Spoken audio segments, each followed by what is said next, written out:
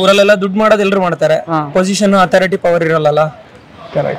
ದುಡ್ಡಿರೋರ್ಗೆ ಏನೋ ಸ್ವಲ್ಪ ಕಳಿಸ್ತಾರ, ಕಷ್ಟದಿಂದ ಬಂದಿರೋರ್ಗೆ ಏನೋ ಒಂದು ಅಚೀವ್ ಮಾಡ್ಬೇಕು ಅಂತ ಒಂದು ಇದಿರುತ್ತಲ್ಲ, ಅದಕ್ಕೋಸ್ಕರ ಬರುತ್ತೆ. ಎಂತಕ್ಕೆ ಪ್ರಿಪೇರ್ ಆಗ್ತಿದ್ಯಾ ಅಂದ್ರೆ ನಾನು UPSC ಗೆ ಅಂದ್ರೆ ಹೇಳ್ಕೊಳ್ಳೋಕೋಸ್ಕರ ಆತರ ಬರೋರು ಇದಾರೆ. ಉತ್ತರ ಕರ್ನಾಟಕದಿಂದ ಬರ್ತಾರೆ, ಎಷ್ಟು ಪಾಪ ಕಷ್ಟಪಟ್ಟು ಓದ್ತಾರೆ ಅಂದ್ರೆ ಹೆವಿ ಕಷ್ಟಪಡ್ತಾರೆ ಅಂತ. ಯೂಶುವಲಿ ಉತ್ತರ ಕರ್ನಾಟಕದವ್ರು ಎಲ್ಲಾ ಜಾಬ್ಸ್ ತಗೊಳ್ಳೋದು. ನೀವು ದಿನಕ್ಕೆ ಎಷ್ಟು ಅವರ್ ಓದ್ತೀರಾ? 9.5 hours ಆಗುತ್ತೆ. 9.5 hours ಓದ್ತೀರಾ? ಸೀರಿಯಸ್ ಆಗಿ? ನಮ್ಮ ಮಮ್ಮಿ ಪೊಲೀಸ್ ವರ್ಕ್ ಮಾಡ್ತಾರೆ, ಕಾನ್ಸ್ಟೇಬಲ್. ಅವ್ರಿಗೆ ಅವ್ರ ಸುತ್ತಮುತ್ತ IPS ಆಫೀಸರ್ಸ್ ನೋಡಿ ಇನ್ಸ್ಪೈರ್ ಆದ್ರು, ನೀನು ಈ ತರ ಆಗೋ ನಂಗೆ ನೋಡಕ್ ಆಸೆ ಅಂತ. ಆ ಒಂದ್ ಇದ್ರ ಮೇಲೆ ನಾನ್ ಬಂದು UPSC ಮಾಡ್ತಾ ಇರೋದು. ತಾಯಿಗೆ ತಕ್ಕ ಮಗವರ. ಸೊ ನಿಮ್ಮ ಅಮ್ಮಗೋಸ್ಕರ ಬಂದ್ಬಿಟ್ಟು ಮಾಡ್ತಾರೆ. ಸೂಪರ್.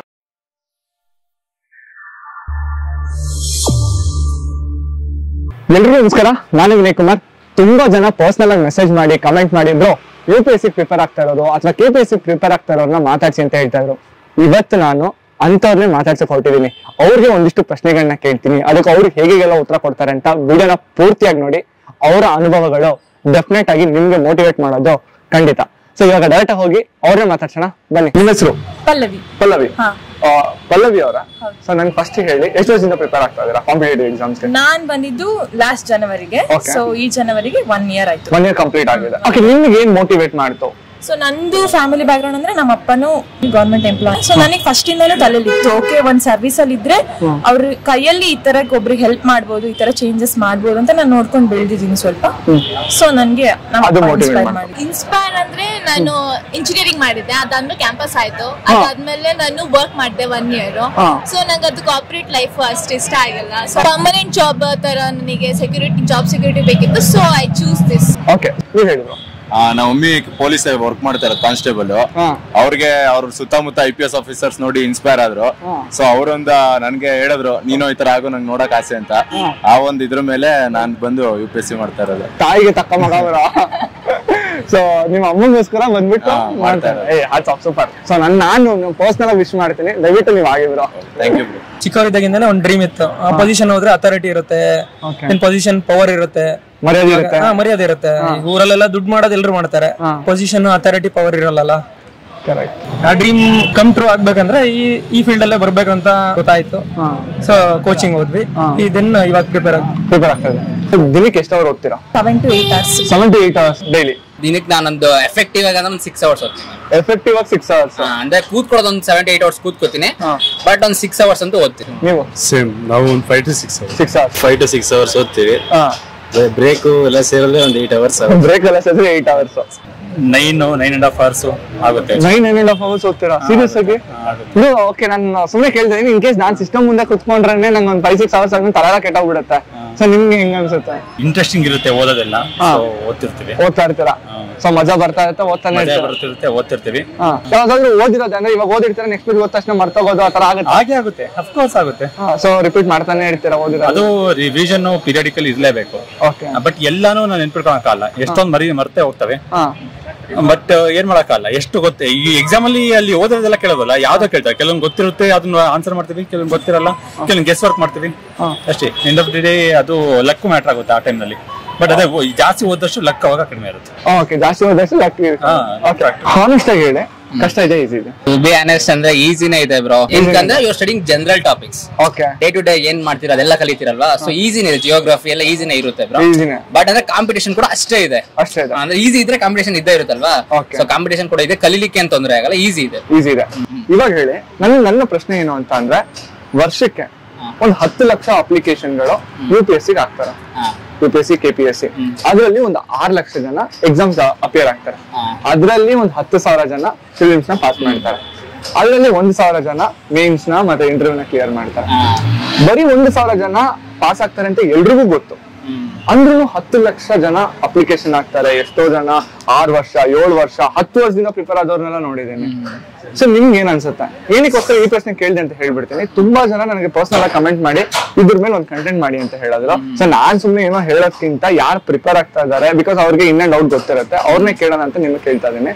ಸೊ ನಿಮ್ಮ ಒಪಿನಿಯನ್ ಇದು ಇದ್ರ ಬಗ್ಗೆ? ನೋಡಿ, ಈಗ ಯಾರಿಗೇ ಆಗ್ಲಿ ಒಂದು IAS ಅದೆಲ್ಲ ಐ ಮೀನ್ ಗೊತ್ತಿಲ್ಲ, ಫಿಲ್ಮ್ಸ್ ಅಲ್ಲಿ ನೋಡಿರ್ತಾರೆ, ಏನೋ ಹಿಡಿದ ಗೊತ್ತಿಲ್ಲ. ಬಟ್ ಏನೋ ಸರ್ವ್ ಮಾಡ್ಬೇಕು ಪೀಪಲ್ಗೆ ಅಂತ ಒಂದಿರುತ್ತೆ, ಅದಕ್ಕೆ ಎಲ್ಲ ಹೋಗ್ಬೇಕಂದ್ರೆ ದುಡ್ಡಿರೋರ್ಗೆ ಏನೋ ಸ್ವಲ್ಪ ಕ್ರೇಜ್ ತರ, ಕಷ್ಟದಿಂದ ಬಂದಿರೋರ್ಗೆ ಏನೋ ಒಂದು ಅಚೀವ್ ಮಾಡ್ಬೇಕು ಅಂತ ಒಂದ್ ಇದಿರುತ್ತಲ್ಲ, ಅದಕ್ಕೋಸ್ಕರ ಬರುತ್ತೆ. ಅಂದ್ಬಿಟ್ಟು ದುಡ್ಡಿರೋರೆಲ್ಲ ಶೋಕಿಗೆ ಬರ್ತಾರೆ ಅಂತಲ್ಲ, ಎಲ್ಲ ಕೆಲವರು ಮಾತ್ರ ನೋಡಿದೀವಿ. ಆ ಮೈಂಡ್ ಸೆಟ್ ಇರುತ್ತೆ ಅವ್ರಿಗೆ ಹೇಳ್ಕೊಳಕ್ಕೆ. ಈಗ ಯಾರ ಹತ್ರ ಆದ್ರೂ ಹೇಳ್ಕೊಳಕಾದ್ರು ಎಂತಕ್ ಪ್ರಿಪೇರ್ ಆಗ್ತಿದ್ಯಾ ಅಂದ್ರೆ ನಾನು UPSC ಗೆ ಅಂದ್ರೆ ಹೇಳ್ಕೊಳಕೋಸ್ಕರ ಆತರ ಬರೋರು ಇದಾರೆ. ಒಬ್ಬೊಬ್ರದ್ದು ಪರ್ಸ್ಪೆಕ್ಟಿವ್ ಬೇರೆ ಬೇರೆ ಇರುತ್ತೆ, ಒಬ್ಬೊಬ್ರದ್ದು ಇಂಟೆನ್ಷನ್ ಬೇರೆ ಬೇರೆ ಇರುತ್ತೆ. ಒಬ್ಬರಿಗೆ ಪ್ಯಾಷನ್ ಆಗಿದ್ರೆ ಇನ್ನೊಬ್ಬರಿಗೆ ಆ ರೆಸ್ಪೆಕ್ಟ್ ಆಗಿರ್ಬೋದು, ಅಥವಾ ಇನ್ನೊಬ್ಬರಿಗೆ ಫ್ಯಾಮಿಲಿ ಬ್ಯಾಕ್ ಗ್ರೌಂಡ್ ಆಗಿರ್ಬೋದು. ಸೊ ಅದು ಇಂಡಿವಿಜುವಲ್ ಪರ್ಸನ್ಸ್ ಮೇಲೆ ವೇರಿ ಆಗುತ್ತೆ. But most of the cases ನಿಮಗೂ ಗೊತ್ತಿರುತ್ತೆ, ಒಂದು ಕಾಮನ್ ಜನಕ್ಕೂ ಗೊತ್ತಿರುತ್ತೆ ಆ ಪೊಸಿಷನ್ ಇರುವಂತ ವ್ಯಾಲ್ಯೂ ಮತ್ತೆ ಅವ್ರಿಗೆ ಇರುವಂತ ಪವರ್, ಅವ್ರ ಸೊಸೈಟಿಲಿ ಮಾಡಬಹುದಾದಂತ ಚೇಂಜಸ್ ಏನೇನಾಗಿರುತ್ತೆ ಆ ತರದ್ದು. ಕೆಲವರು ಅವ್ರ ಫ್ಯಾಮಿಲಿ ಬ್ಯಾಕ್ ಗ್ರೌಂಡ್ ನ ನೋಡಿರ್ತಾರೆ, ನಾನು ಈ ತರದೆಲ್ಲ ಒಂದ್ ಚೇಂಜ್ ತರಬೇಕು ಒಂದ್ ಒಳ್ಳೆ ರೀತಿಲಿ ಅಂತ ಹೇಳಿದ್ರೆ ಅದಕ್ಕೊಂದು ಪರ್ಟಿಕ್ಯುಲರ್ ವೇ ಇದೆ, ಅದನ್ನ ಈ ಫೀಲ್ಡ್ ಬಂದ್ರೆ ಮಾಡ್ಬೋದು. ಆತರ ಸುಮಾರು ರೀಸನ್ಸ್ ಇರುತ್ತೆ, ಬೇರೆ ಬೇರೆ ರೀಸನ್ಸ್. 10 ಲಕ್ಷ 11 ಲಕ್ಷ ವರ್ಷ 11 ಲಕ್ಷ ಎಕ್ಸ್ಟ್ರಾ ಆಗ್ತಾನೆ ಇರ್ತಾರೆ ಅಪ್ಲಿಕೇಶನ್ಸ್. ಬಟ್ ಏನಾಗುತ್ತೆ ಅಂದ್ರೆ ನೀವು ಇಲ್ಲಿ ಬಂದ್ರೆ ಲೀಡರ್ಶಿಪ್ ಸ್ಕಿಲ್ ಬೆಳೆಯುತ್ತೆ, ದೆನ್ ನೀವು ಪರ್ಸನಾಲಿಟಿ ಬಿಲ್ಡ್ ಆಗುತ್ತೆ. ನೀವ್ ಯಾವ್ದೇ ಫೀಲ್ಡ್ ಅಲ್ಲಿ ಹೋದ್ರೂ ನಿಮ್ ಡಾಮಿನೆನ್ಸ್ ಇದ್ದೇ ಇರುತ್ತೆ. ಇವಾಗ ನೀವು ಎಲ್ಲಾದ್ರ ಬಗ್ಗೆನೂ ಲೇಯರ್ ಅಲ್ಲಿ ತಿಳ್ಕೊಂಡಿರ್ತೀರಾ.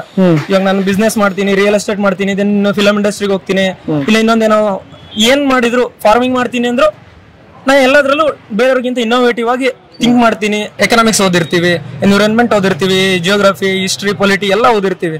ಲಾನು ಗೊತ್ತಿರುತ್ತೆ. ಯಾರೇ ಬಂದ್ ಏನೇ ಕ್ವಶನ್ ಮಾಡಿದ್ರು ನಾವು ಅದ್ರ ಬಗ್ಗೆ ಅಪೋಸಿಟ್ ಆಗಿ ಮಾತಾಡಬಹುದು. ನಾನು ಇವಾಗ ಒಂದು ಪ್ರಶ್ನೆ ಕೇಳ್ತೀನಿ, like it as a very practical question. Touch wood ಈ ತರ ಆಗಲ್ಲ, ನಾನು ಸುಮ್ಮನೆ ಕೇಳ್ತಾ ಇರೋದು. ಇನ್ ಕೇಸ್ ಇವಾಗ ನೀವು ಒಂದು 3 years 4 years 5 years down the line ನೀವು ಪ್ರಿಪೇರ್ ಆಗ್ತೀರಾ, ಇನ್ ಕೇಸ್ ಆಗಿಲ್ಲ, ಅವಾಗ ವಾಟ್ಸ್ ಯೋರ್ ಪ್ಲಾನ್? ನಾವು ಈ ಫೀಲ್ಡ್ ಬರ್ತಾ ಇದೀವಿ ಅಂತ ಹೇಳಿದ್ರೆ obviously we all know the reality. ನೀವೇ ಹೇಳಿದ್ರಿ ಫಸ್ಟ್ ಎಷ್ಟು ಜನ ಬರ್ತಾರೆ ಏನ್ ಕತೆ ಅಂತ. ನಾವು ಪ್ರಿಪೇರ್ ಆಗಿ ಬಂದಿರ್ತೀವಿ, 100% ಎಫರ್ಟ್ ಹಾಕ್ಲೇಬೇಕು. ಅವ್ರು ಅಷ್ಟು 100% ಎಫರ್ಟ್ ಹಾಕಿದ್ದಾರೆ ಅಂತ ಹೇಳಿದ್ರೆ ಅವ್ರು ಒಂದಲ್ಲ ಒಂದ್ ಕಡೆ ಸಕ್ಸಸ್ ಕಾಣ್ತಾರೆ ಅನ್ನೋದು ನನ್ನ ಅನ್ಸುತ್ತೆ. ನಿಮ್ ಪ್ರಕಾರ ಎಫರ್ಟ್ಸ್ ಹಾಕಿದ್ರೆ 100-200% ಆಗೇ ಆಗುತ್ತೆ. ಯಾವ ವಿಷಯದಲ್ಲಾದ್ರೂ ಆಗಿರ್ಬೋದು, ನೀವು ಎಫರ್ಟ್ಸ್ ಹಾಕಿದ್ದೀರಾ ಅಂತ ಹೇಳಿದ್ರೆ ನಿಮ್ಗೆ ಒಂದ್ ರಿಸಲ್ಟ್ ಸಿಗುತ್ತೆ, one R the other way. Swimming ಇಂದ ಸಿ ಆರ್ ಓಷಿಯನ್, ಈ ಕಡೆ ನೀನು ಕೋಸ್ಟಲ್ ರೀಜನ್ ರೀಚ್ ಆಗಲ್ಲ, ಆ ಕಡೆನೂ ರೀಚ್ ಆಗಲ್ಲ, ಮಿಡಲ್ ಅಲ್ಲಿ ಇದೀವಿ.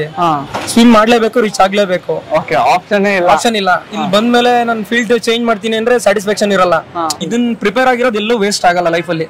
ಪರ್ಸನಾಲಿಟಿ ಬಿಲ್ಡ್ ಆಗುತ್ತೆ. ದೆನ್ ನೀವ್ ಎಲ್ಲೇ ಹೋದ್ರು ಈಚ್ ಅಂಡ್ ಎವ್ರಿ ಫೀಲ್ಡ್ ಅಲ್ಲೂ ನಿಮ್ ಡಾಮಿನೆನ್ಸ್ ಇದ್ದೇ ಇರುತ್ತೆ. ಕ್ಲಿಯರ್ ಆಗಿಲ್ಲ ಅಂದ್ರೆ ಯಾವ್ದಾದ್ರು ಒಂದು ಗೌರ್ಮೆಂಟ್ ಜಾಬ್ ಬರ್ಬಿಟ್ಟು ಲೈಕ್ ಸ್ಟೇಟ್ಸ್ ಗೌರ್ಮೆಂಟ್ಸ್ ಅದೆಲ್ಲ ಬರ್ಬಿಟ್ಟು ಕ್ಲಿಯರ್ ಮಾಡ್ಕೊಂಡು ಅಟೆಂಪ್ಟ್ಸ್ 9 ಅಟೆಂಪ್ಟ್ಸ್ ಅಂತ ಇರುತ್ತೆ. ಸೊ ಫುಲ್ 9 ಅಟೆಂಪ್ಟ್ಸ್ ಕೊಟ್ಬಿಟ್ಟು ನಾವು ನೆಕ್ಸ್ಟ್ ಅಪ್ಗ್ರೇಡ್ ಮಾಡ್ಕೊಳ್ಳೋಣ ಅಂತ ಹೇಳ್ಬಿಟ್ಟು ಅದು ನಂದು ಪ್ಲಾನ್ ಇದೆ. ಇನ್ ಕೇಸ್ ಅದು ಆಗಿಲ್ಲ ಅಂದ್ರೆ ನೋ ಐಡಿಯಾ, ನೋಡ್ಬೇಕು. No idea. ಓಕೆ, ನೀವು ಬ್ರೋ?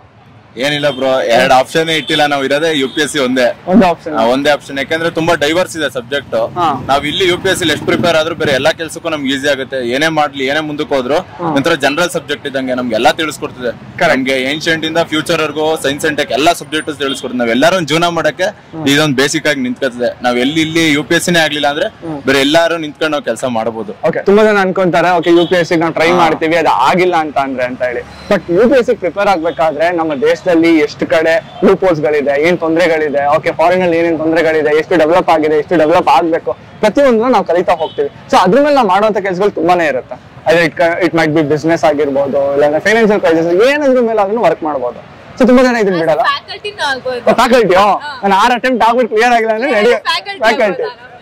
ಸೊ ವೈಡ್ ಆಪ್ಷನ್ಸ್ ಗಳಿದೆ. ಈ ವಿಡಿಯೋ ನೋಡ್ಬಿಟ್ಟು ಸ್ವಲ್ಪ ಜನ ಅವರು ಕೂಡ ಇನ್ಸ್ಪೈರ್ ಆಗ್ತಾರೆ, ನಾನು ಮಾಡ್ಬೇಕು.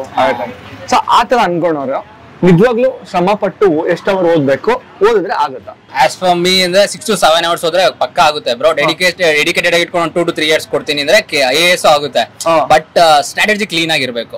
ಪ್ಲಾನ್ ಥಿಂಗ್ಸ್ ನ ಕ್ಲೀನ್ ಆಗಿ ಪ್ಲಾನ್ ಮಾಡ್ಬೇಕು. ನೀವೆಲ್ಲ ರಜೆ ತಗೋತೀನಿ ಅಂದ್ರು ರಜೆ ತಗೋಬೇಕು, ಬಟ್ ಅದನ್ನ ರಿಕವರ್ ಮಾಡ್ಕೋಬೇಕು. ಸೊ ಮಾಡಿದ್ರೆ ಮಾಡ್ಬೋದು ಅನ್ಕೋತೀನಿ. ಯಾಕಂದ್ರೆ ನಾನ್ ಸಜೆಷನ್ ಕೊಡ್ಬೋದು ಅಷ್ಟೇ, ನಾನು ಈಗ ಗೈಡ್ ಮಾಡಕ್ಕಲ್ಲ. ಯಾಕಂದ್ರೆ ನಾನು ಕ್ಲಿಯರ್ ಮಾಡಿಲ್ಲ. ನಾನು ಕ್ಲಿಯರ್ ಮಾಡಿದಾಗ ಐ ಕ್ಯಾನ್ ಗೈಡ್ ಅಲ್ವಾ, ನಾವು I can give only suggestion until I clear ಅಲ್ವಾ. ಸೊ ಹಂಗಾಗಿ ಫಾರ್ ಎಕ್ಸಾಂಪಲ್ ಬೇಸ್ ಸರಿ ಇಲ್ಲ, ಅವ್ರಿಗೇನು ಗೊತ್ತಿಲ್ಲ, ಬಟ್ ಅವ್ರು ಎಫರ್ಟ್ಸ್ ಹಾಕ್ಬಿಟ್ಟು ಓದಿದ್ರೆ ಮಾಡ್ಬೋದಾ? ಮಾಡ್ಬೋದು ಬ್ರೋ. ಬಟ್ ಏನಂದ್ರೆ ಉತ್ತರ ಕರ್ನಾಟಕದಿಂದ ಬರ್ತಾರೆ, ಅವ್ರ ಪಾಪ ಇಲ್ಲೇ ಇರ್ತಾರೆ.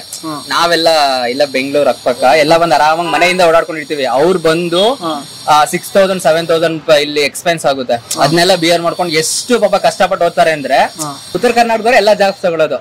ಅಲ್ಲಿ ಎಷ್ಟು ಕಷ್ಟ ಪಡ್ತಾರೆ, ಸಕ್ಸಸ್ ಆಗ್ತಾರೆ, ಖುಷಿ ಆಗುತ್ತೆ ಅಷ್ಟೇ. ಅಂದ್ರೆ ಅಷ್ಟು ಪಾಪ ಸ್ಟ್ರಗಲ್ ಮಾಡ್ತಾರೆ. ನಾವ್ ಇಲ್ಲೇ ನಮ್ಗೆ ಎಲ್ಲಾ ಸಪೋರ್ಟ್ ಇರುತ್ತೆ, ಅದ್ರ ಓದ್ತೀವಿ, ಬಟ್ ಅವ್ರು ನಮ್ಗಿಂತ ಇನ್ನೂ ಎಫರ್ಟ್ ಆಗ್ತಾರೆ. ನಾನ್ ತುಂಬಾ ಸರಿ ರೀಲ್ಸ್ ಗಳನ್ನ ನೋಡ್ಬೇಕಾದ್ರೆ PSI ಎಲ್ಲ ಉತ್ತರ ಕನ್ನಡದವ್ರು ಆದ ತಕ್ಷಣ ಫುಲ್ ವೈರಲ್ ಬಟ್ ಬಂದು ಎಫರ್ಟ್ ಆಗ್ತಾರೆ ಬ್ರೋ, ಗ್ಯಾರಂಟಿ ಚೆನ್ನಾಗಿ ಎಫರ್ಟ್ ಆಗ್ತಾರೆ, ಯಾವಾಗ್ಲೂ ಓದ್ತಾನೆ ಇರ್ತಾರೆ. ಬಟ್ ನಾವು ಈಗ ಓದ್ಕೊಂಡ್ ಮನೆಗೆ ಹೋಗ್ತೀವಿ, ಬಟ್ ಅವ್ರು PG ಲೆಲ್ಲ ಇದ್ದು ಓದ್ತಾರೆ, ಕಷ್ಟ ಪಡ್ತಾರೆ. ತುಂಬಾ ಜನ ಅನ್ಕೊಳೋದು ಓಕೆ ತುಂಬಾ ಕಷ್ಟ ಇರುತ್ತೆ, ಆಗಿಲ್ಲ ಅಂತ ಅನ್ಬಿಟ್ಟು ಸುಮ್ನೆ ಕುತ್ಕೊಂತಾರೆ. ಅವ್ರಿಗೆ ಏನ್ ಹೇಳಕ್ ಇಷ್ಟಪಡ್ತಾರೆ? ಭಯ ಪಡ್ಕೊಂಬಾರ್ದು, ಬನ್ನಿ ಎಕ್ಸ್ಪೀರಿಯನ್ಸ್ ತಗೊಳ್ಳಿ, ಓದಿ, ಎಲ್ಲಾದ್ರ ಬಗ್ಗೆ ತಿಳ್ಕೊಳ್ಳಿ, ನಿಮಗೆ ನಾಲೆಜ್ ಇರುತ್ತೆ. ಯಾವ್ದಾದ್ರು ಒಂದ್ ನೀವ್ ಮಾಡೇ ಮಾಡ್ತೀರಾ, ಮಾಡೇ ಮಾಡ್ತೀವಿ. 100% ಎಫರ್ಟ್ ಆಗುತ್ತದೆ, 100% ಎಫರ್ಟ್ ಆಗಿದ್ರೆ ಏನಾದ್ರೂ ಒಂದ್ ಹಾಗೆ ಆಗುತ್ತೆ. Super. What is the right age to start this? ಎಲ್ಲರೂ ಡಿಗ್ರಿ ಆದ್ಮೇಲೆ ಪ್ರಿಫರ್ ಮಾಡ್ತಾರೆ, ಯಾಕಂದ್ರೆ ನೀವು ತುಂಬಾ ಲೇಟ್ ಆಗಿ ಸ್ಟಾರ್ಟ್ ಮಾಡಿದ್ರೆ ನಿಮ್ಗೆ ಗೊತ್ತು ಇದು 1 ವರ್ಷಕ್ಕೆ 2 ವರ್ಷಕ್ಕೆ ಮುಗಿಯೋ ಜರ್ನಿ ಅಲ್ಲ ಅಂತ.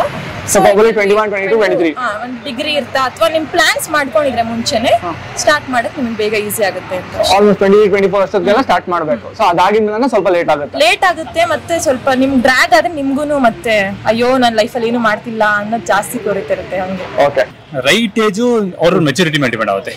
ಕೆಲವರು 30 years ಇಂದ ಸ್ಟಾರ್ಟ್ ಮಾಡಬಹುದು, ಕೆಲವರಿಗೆ 22 years ಇಂದ ಸ್ಟಾರ್ಟ್ ಮಾಡ್ತಾರೆ, ಅವ್ರಿಗೆ ಅವಾಗಲೇ ಮೆಚುರಿಟಿ ಇರುತ್ತೆ. ರೈಟ್ ಏಜ್ ಅಂದ್ರೆ ರೈಟ್ ಮೆಚುರಿಟಿ ಬರುತ್ತೆ, ಮಾಡ್ಲೇಬೇಕು ಅಂತ ಮೆಚುರಿಟಿ ಇರುತ್ತೆ, ಅವಾಗಲೇ ಅದು ಬರೋದು. ಅಂದ್ರೆ ಡಿಗ್ರಿ ಇಂದಾನೆ ನಾವು ಬೇಸಿಕ್ಸ್ NCERT ಗಳನ್ನ ಶುರು ಮಾಡ್ಕೊ ಬಂದ್ರೆ, ಪೇಪರ್ ರೀಡಿಂಗ್ ಡಿಗ್ರಿ ಇಂದಾನೆ ಶುರು ಮಾಡಿದ್ರೆ, ಡಿಗ್ರಿ ಮುಗಿತಿದಂಗೆ ನಾವು UPSC ಅಟೆಂಪ್ಟ್ ಗಳನ್ನ ಕೊಡ್ಕೊಳ್ಳ ಬರ್ಬೋದು.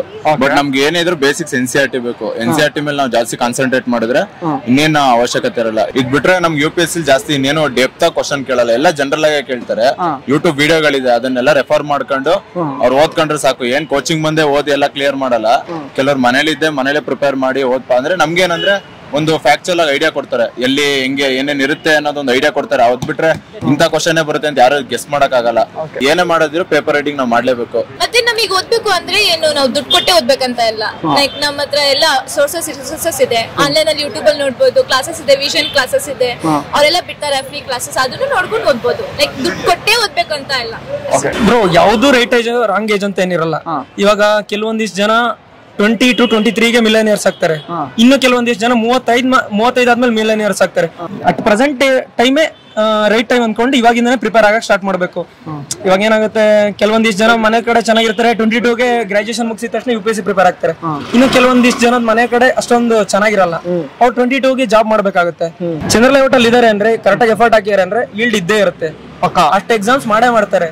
ಈ ಎಕ್ಸಾಮ್ ಪ್ರಿಪೇರ್ ಆಗ್ಯಾರ ಅಂದ್ರೆ ನೆಕ್ಸ್ಟ್ ಇನ್ನೊಂದು ಎಕ್ಸಾಮ್ ಇದ್ದೇ ಇರುತ್ತೆ. ಇದ್ರಲ್ಲಿ ನೀವು ಫೇಲ್ಯೂರ್ ಆಗಿದ್ದಾರೆ, it's not A failure, lesson ಅಷ್ಟೇ. ದೆನ್ ನಿಮ್ಗಿಂತ ಚೆನ್ನಾಗಿ ಪ್ರಿಪೇರ್ ಆಗಿರ್ತಾರೆ ಬೇರೆಯವರು, ನಿಮ್ ಫೇಲ್ಯೂರ್ ಅಲ್ಲ, ನಿಮ್ಗಿಂತ ಬೆಟರ್ ಆಗಿ ಪ್ರಿಪೇರ್ ಆಗಿರ್ತಾರೆ ಬೇರೆಯವರು ಅಷ್ಟೇ. ಓಕೆ ಬ್ರೋ, ನಿಮ್ಗೆ ನಿಜವಲ್ಲೂ ಇಬ್ರು ಮಾತಾಡಿಸಿ ತುಂಬಾನೇ ಖುಷಿ ಆಯ್ತು, ತುಂಬಾ ಚೆನ್ನಾಗಿ ಮಾತಾಡಿದ್ರಿ. So thank you so much. ನಿಮ್ ಇಬ್ರಿಗೂ ಆಲ್ ದ ಬೆಸ್ಟ್, ಚೆನ್ನಾಗಿ ಓದ್ಕೊಳ್ಳಿ. ಸೊ ನೀವು ಅನ್ಕೊಂಡಿರೋ ಗೋಲ್ ನ ಆದಷ್ಟು ಬೇಗ ರೀಚ್ ಆಗಿ. Thank you. ನಿಮ್ ಕಂಟೆಂಟ್ ಕೂಡ ಸಖತ್ತಾಗಿದೆ, ಯೂಟ್ಯೂಬ್ ಅಲ್ಲಿ ನಾನು ತುಂಬಾ ನೋಡ್ತೀನಿ, ಅದಕ್ಕೋಸ್ಕರನೇ ನಿಮ್ ನೋಡಿದ ತಕ್ಷಣ ರೆಕಗ್ನೈಸ್ ಮಾಡಿದ್ದು. ಇದೇ ತರ ಕಂಟಿನ್ಯೂ ಮಾಡಿ. Thank you for your future. Thank you. ನೋಡಿದ್ರಲ್ಲ ನಮ್ ಜನ ಹೀಗೆಲ್ಲ ಉತ್ತರ ಕೊಟ್ರು ಅಂತ ಹೇಳಿ. ಒಂದು ಎಕ್ಸಾಮ್ಗೆ 10 ಲಕ್ಷ ಜನ ಅಪ್ಲಿಕೇಶನ್ ಹಾಕ್ತಾರೆ, ಆದ್ರೆ ಕೆಲಸ ಸಿಗೋದು ಬರೀ 1000 ಜನಕ್ಕೆ. ಅಂತದ್ರಲ್ಲಿ ಇವರೆಲ್ಲರೂ ಮನ್ಸಿದ್ರೆ ಮಾರ್ಗ, 100% ಎಫರ್ಟ್ ಹಾಕಿದ್ರೆ ಪ್ರತಿಯೊಬ್ಬರಿಗೂ ಕೆಲಸ ಸಿಗುತ್ತೆ ಅಂತ ಹೇಳಿದ್ರು. ಸೊ ನನ್ನ ಕಡೆಯಿಂದ ಯಾರ್ಯಾರು ಪ್ರಿಪೇರ್ ಆಗ್ತಾ ಇದಾರೆ ಅವ್ರಿಗೆಲ್ಲರಿಗೂ ಆಲ್ ದ ಬೆಸ್ಟ್. ಈ ವಿಡಿಯೋ ನೋಡಿ ನಿಮ್ಗೆ ಇನ್ಸ್ಪೈರ್ ಆಗಿದ್ರೆ ನಿಮ್ಗೂ ಕೂಡ ಆಲ್ ದ ಬೆಸ್ಟ್. ಡೆಫಿನೆಟ್ ಆಗಿ ಟ್ರೈ ಮಾಡಿ, ಹಾಗೆ ಆಗುತ್ತೆ ಅಂತ ನಾನು ಹೇಳ್ತೀನಿ. ಸೊ ಹೋಪ್ ನಿಮ್ಗೆ ವಿಡಿಯೋ ಇಷ್ಟ ಆಯ್ತು ಅಂತ ಭಾವಿಸ್ತೀನಿ. ವಿಡಿಯೋ ಇಷ್ಟ ಆಗಿದ್ರೆ ಲೈಕ್ ಮಾಡಿ, ಹಾಗೆ ನಿಮ್ಮ ಅನಿಸಿಕೆಗಳನ್ನ ಕಮೆಂಟ್ ಮೂಲಕ ಕಮೆಂಟ್ ಮಾಡಿ ತಿಳಿಸಿ. ಇನ್ನೊಂದು ಇಂಟ್ರೆಸ್ಟಿಂಗ್ ವಿಡಿಯೋ ಸಿಗ್ತೀನಿ, ಅಲ್ಲಿವರೆಗೂ ಮಿಸ್ ಮಾಡ್ಕೊಳ್ತಾರೆ. ಬಾಯ್. ಮತ್ತೆ ಭೇಟಿಯಾಗೋಣ. ನಮಸ್ಕಾರ.